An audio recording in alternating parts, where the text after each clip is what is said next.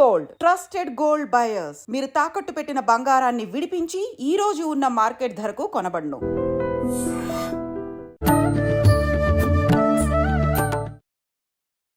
హరే కృష్ణ ప్రభుజీ. హరే కృష్ణ ప్రభుజీ, మనం చూసాము సునీతా విలియమ్స్ 8 రోజుల కోసం అని చెప్పి స్పేస్కి వెళ్ళి 9 నెలల తర్వాత భూమిపైకి రావటము మనం అందరం కూడా చూసాము. గత 2 రోజుల నుంచి కూడా అదే వార్తలు మనం ఎక్కువగా వింటున్నాము, చూస్తున్నాము.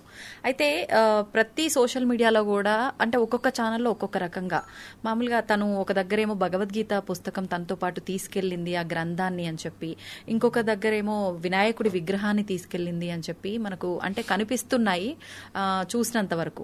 మామూలుగా అంటే తను తీసుకెళ్ళింది లేనిది మనం చూడలేదు, చూపించినంత వరకు అయితే ఇది వాస్తవమేమో అనిపిస్తుంది. మామూలుగా ఇప్పుడు వాళ్ళు వెళ్ళింది, వాళ్ళు ఉన్నది, వాళ్ళు చేసేది అంతా కూడా సైన్స్ కి సంబంధం ఉన్న విషయం. సైన్స్ అనగానే ఆధ్యాత్మికానికి సంబంధించి నమ్మరు, కొంచెం దూరంగా ఉంటారు, ఇలాంటి ఆలోచనలో మనం ఎక్కువగా ఉంటాము. కానీ ఇది తీసుకెళ్ళింది ఈమె అని తెలియగానే అదేంటి ఇంత సైన్స్ నమ్మే వాళ్ళు, దీన్ని నమ్మని వాళ్ళు ఆవిడ ఇవి తీసుకెళ్లడం ఏంటి? ఇంకొక విషయం, ఇది తీసుకెళ్లటం వల్లే తను ఇన్ని నెలల తర్వాత అయినా కూడా భూమిపైకి ఇంత సురక్షితంగా వచ్చారు అని చెప్పి ఇది ఒక గట్టి నమ్మకంగా కూడా మనందరం తీసుకుంటున్నాం. దాని గురించి మీరేం చెప్తారు ప్రభుజీ? ఇప్పుడు ముందుగా సునీతా విలియమ్స్ గారి యొక్క ధైర్యాన్ని మనం అప్రిషియేట్ చేయాలి. నిజంగానే ఒక మాతృమూర్తి అయ్యుండి ఎంత ధైర్యంగా 9 నెలలు ఆకాశంలో ఉండటం, అలానే ఇన్ని నెలల తర్వాత కిందికి తీసుకొస్తున్నారు. అసలు అది మనకి తెలిసి ఇంకొక గొప్ప వ్యక్తి కల్పనా చావ్లా. అవును, ఆవిడ వచ్చేటప్పుడు ఆ స్పేస్ షటిల్ అది ఫైర్ అయిపోతుంది అనమాట. కానీ అది ఎంత ధైర్యం కావాలండి చెప్పండి. ఇద్దరు కలిసి అక్కడికి వెళ్ళి ఇన్ని నెలల పాటు అక్కడ ఉండి అక్కడ నుంచి ఎన్నో వేల మందికి ప్రేరణ, ఎన్నో వేల మంది మేము వీడియోస్ చూసాం. స్కూళ్ళల్లో ఉండే వాళ్ళందరూ ఫోన్ అక్కడ వీడియో టెలికాన్ఫరెన్స్ ఆవిడని అడుగుతున్నారు అక్కడ జీవనం ఎలా ఉంటుంది ఏంటి అంటే, అక్కడ నుంచి ఎంత ఆనందంగా పిల్లలందరికీ ఇలా వాటర్ తాగుతాం, ఇలా తింటాం, ఇలా ఉంటాం, ఇలా చేస్తాం.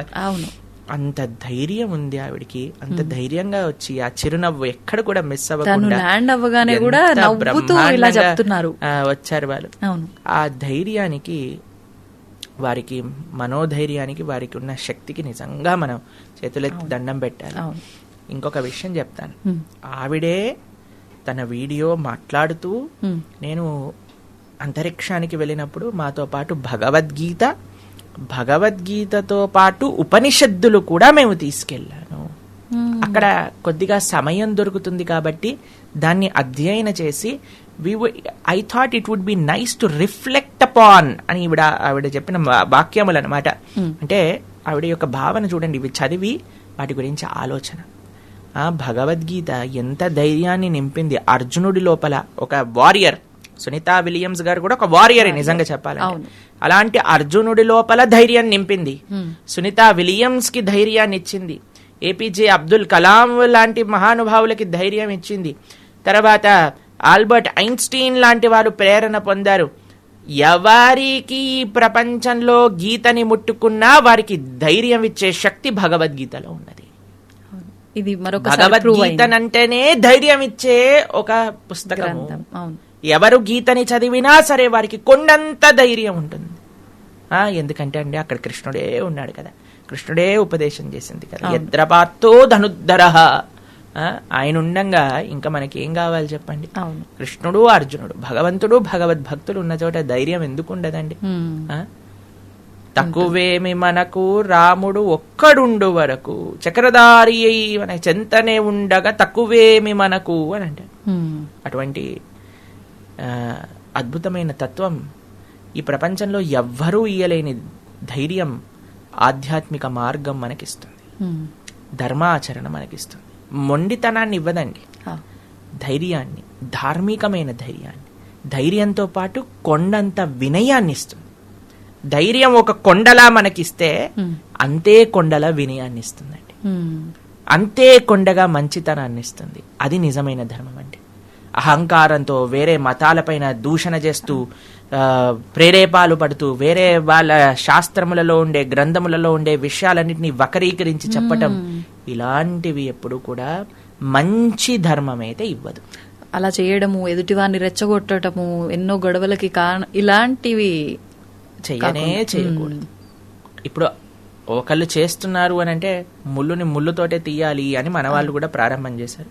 మంచి పనే, ఎందుకంటే మనం ఎన్ని రోజులని సాధువులుగా ఉంటాము. అవును, ఇన్ని రోజులు ఉన్నాం కాబట్టి మనకి ఈ దుస్థితి కలిగినది.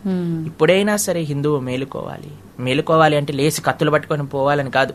మేలుకోవాలి అని అంటే లేచి కనీసం వాడైనా వాడి పుస్తకంలో ఏముంది చదువుకుంటే. సునీతా విలియమ్స్ స్పేస్ లో చదువుతుంది, వీడు భూమిపై నుండి చదవట్లేదు. వీడికి అన్ని అవకాశాలు ఉండి కూడా చదవలేకపోతున్నాడు. ఎంత విచిత్రం. బయట వాళ్ళని మనం అంటున్నాం కానీ బయట వాళ్ళని ఎందుకు అనాల్సి వస్తుందంటండి. వాడు నిన్ను మూర్ఖుడిగా ఎందుకు చేస్తున్నారంటే నువ్వు చదవట్లేదు కాబట్టి నీ విశేషం. న్యూటన్ ఏమంటారు తెలుసా అండి, where science ends spirituality starts అని అంటారు. ఎక్కడైతే శాస్త్రజ్ఞానం ఎక్కడైతే ఆగుతుందో, విజ్ఞానం ఎక్కడైతే ఆగుతుందో అక్కడ స్పిరిచువాలిటీ, ఆధ్యాత్మిక భావన అనేది ప్రారంభమవుతుంది. కాబట్టి వీళ్ళు సో కాల్డ్ ఏథీస్ట్, మేము సైన్స్ నమ్ముతాం అని ప్రలేబాలు పెట్టి దేవుడిని దూషించే వాళ్ళందరికీ చప్పు దెబ్బ. నిజంగానే ఇస్రోకి సంబంధించిన ఏ లాంచ్ జరిగినా సరే వాళ్ళు వెంకటేశ్వర స్వామి వారి దగ్గరికి వెళ్ళి ఆరాధన చేస్తారు. సూలూరుపేటలో అమ్మవారు ఉంటుంది, ఆవిడ దగ్గరికి వెళ్ళి పూజ చేయిస్తారు. అలాంటి శాస్త్ర విజ్ఞానం తెలిసిన వాళ్ళేమో ఇలా ఉంటే, మనకి ఇంత మిడిమిడి జ్ఞానం తెలిసిన వాడేమో సైన్స్ అని బయలుదేరుతాడు, దేవుడు లేడని బయలుదేరుతాడు. ఎంత విచిత్రం అనిపిస్తుంది అంటే ఒక కథ చెప్తాను మీకు. ఒకసారి ఒక ఆయన నడుస్తుంటే జేబులో ఒక చిన్న హోల్ ఉందట. అయితే జేబు చినిగిపోయిందట. అయితే అందులోపల నుంచి 5 రూపాయల కాయిన్ ఒకటి వెళ్ళి ఒక కప్ప ఉండే ఒక త్వరలో పడిందట. పడంగానే ఆ కప్పకు 5 రూపాయలు వచ్చాయని బయటకు వచ్చి ప్రొద్దున పూట ఏనుగుకి మంచిగా స్నానం చేయించి నామాలు పెట్టి ఏనుగు పైన శ్రీరంగ క్షేత్రంలో కావేరీ తీర్థాన్ని తీసుకెళ్తారనమాట. ఆ కావేరీ తీర్థం పట్టుకొని ఇలా ఇలా ఏనుగు రాజరకంగా నడుచుకుంటూ వెళ్తుంటే ఈ కప్ప బయటకు వచ్చి, ఏ ఇది నా దారి, నా దగ్గరకు వస్తావా అని కప్ప కాలెత్తి ఏనుగుని కొడుతుంది. ఏనుగు చూస్తుందా అండి కప్పని, ఒక్కసారి అడుగేస్తే అని కాలు దానిపైన పెట్టంగానే అది చట్నీ అయిపోయింది అనమాట. ఏనుగు అలా అని నడుచుకుంటూ వెళ్ళిపోయింది. అలా వీళ్ళు మిడిమిడి జ్ఞానంతో అటు సైన్స్ అది ఇది అని, దాంతోపాటు మేము ఆ మతం అలాంటిది, ఈ మతం ఇలాంటిది అని మతోన్మాదులందరూ కూడా బయలుదేరి సనాతన ధర్మం పైన దాడి చేస్తూ ఉన్నారు కదా, వాళ్ళందరూ కూడా ఇలాంటి కప్పల్లాంటి వాళ్ళే. కొన్ని ఫాలోవర్లు వచ్చారు, నేను వీడియో చేస్తే 1,00,000 మంది వ్యూలు చూస్తున్నారు అని, నేనేదో గొప్పవాడిని అని నువ్వు పడే ప్రేరేపణలు ఎటువంటివి అని అంటే ఇలాంటివే. భగవంతుణ్ణి దూషించే వాళ్ళం మనం ఎంతమంది. వేరే వాళ్ళు ఇన్ని లక్షల మందికి ఆరాధ్యమైన భగవంతుణ్ణి మనం దూషిస్తున్నాము, ఆ మాటలు అంటున్నామంటే ఎంత పెద్ద అపరాధం చెప్పండి.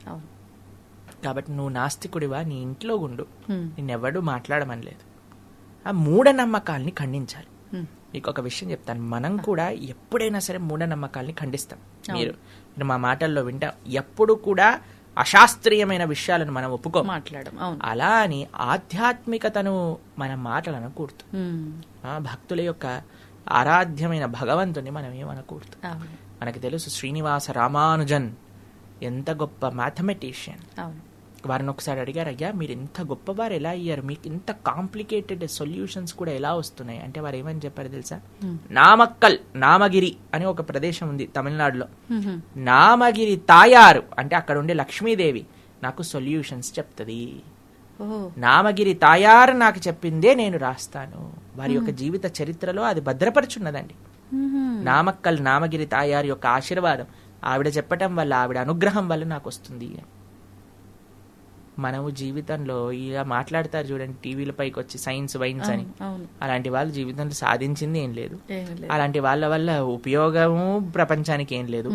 అలాంటి వాళ్ళని ప్రపంచం గుర్తుంచుకోనూ లేదు. అంతే.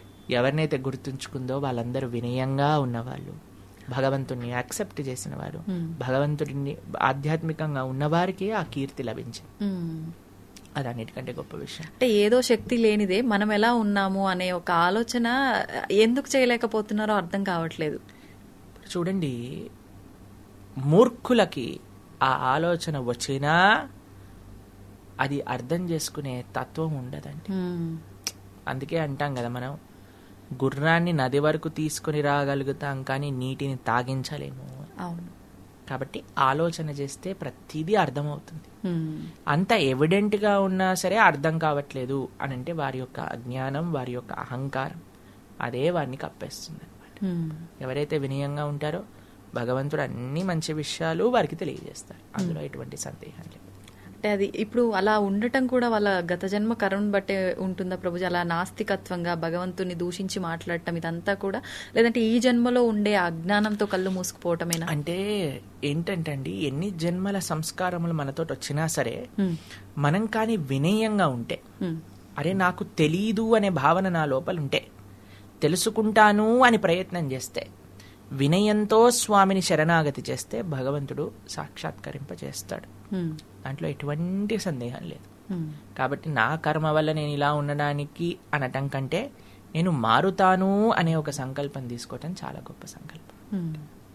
చాలా సంతోషం ప్రభుజీ. నిజంగా సునీత విలియమ్స్ గారిని ప్రతి ఒక్కరు కూడా ఆదర్శంగా తీసుకోవాలి. ప్రతి విషయంలో తను ఉన్నది ఎక్కడ, మనం ఉన్నది ఎక్కడ. మీరు చెప్పినట్టుగా ప్రతి ఒక్కరూ గీతని చదవటం కనుక మొదలు పెడితే మనకు మార్పు వస్తుంది జీవితంలో. ఇంత ముందు కూడా మనం మాట్లాడుకున్నాము. అటువంటి ఒక ప్రారంభం అనేది ఎలాగో మనకు నూతన సంవత్సరం రాబోతుంది కాబట్టి మీరు ఇందాక ఆ టాపిక్ లో కూడా చెప్పారు. ఆ రోజు నుంచి ఇలాంటి గ్రంథాలని చదవటం మొదలు పెడితే ఇలాంటి అజ్ఞానంతో ఉన్న వాళ్ళకి ఒక మంచి మార్పు మొదలవుతుంది అని ఆశిద్దాం. తప్పకుండా. హరే కృష్ణ హరే ప్రభుజీ. కృష్ణ.